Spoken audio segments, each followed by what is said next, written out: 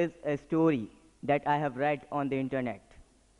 Three men were out hiking when they unexpectedly came upon a large raging river. They needed to get to the other side, but had no idea how to go about it. The first man prayed to the God, saying, "Please, God, give me the strength to cross this river." God gave him big arms and strong legs, and after nearly drowning a few times, he managed to swim across the river in a couple of hours. Seeing this, the second man prayed to God, saying, "Please, God, give me the strength and the tools to cross this river." God gave him a rowboat, and after nearly capsizing the boat several times, he succeeded in rowing across the river in about an hour. The third man has observed how this worked to the other two, so he prayed also, saying, "Please, God, give me the strength and the tools and the intelligence to cross this river." God turned him into a woman. She looked at the map, hiked upstream a couple of hundred yards, then walked across the bridge.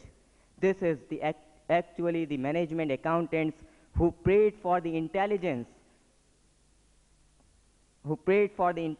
for formulating the strategies in the time of turbulence. Now, let me show you the plan of my presentation.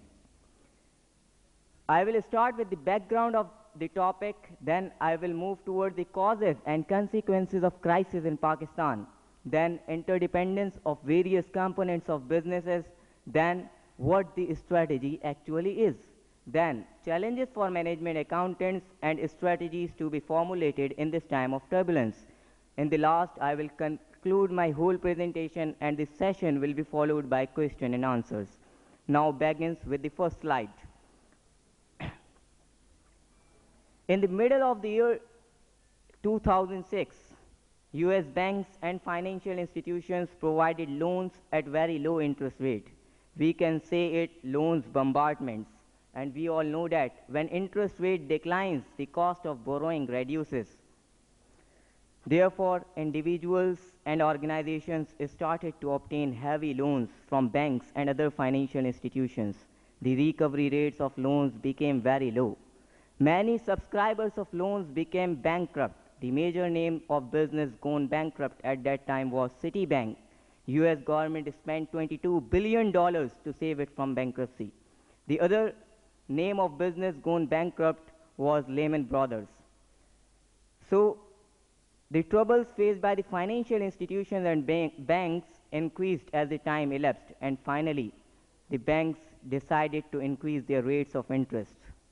And we all know that the banks and financial institutions are the major sources of finances for the businesses. So big industries and organizations affected very badly from this decision of bank and financial institutions. This US crisis has surrounded all over the world now, and Pakistan is one of the countries which psychologically but not directly affected by that. Now move towards the next slide, that is causes and consequences of crisis in Pakistan. Pakistan is in the list of developing countries, so its economy never remained at very boom in past 62 years. So I can easily say that Pakistan is not directly affected by the global financial meltdown, because the main reason of recession in world's economy is that when US banks sanctioned loans to the people, they could not return. They became bankrupt. So the US banks and financial institutions could not return money to the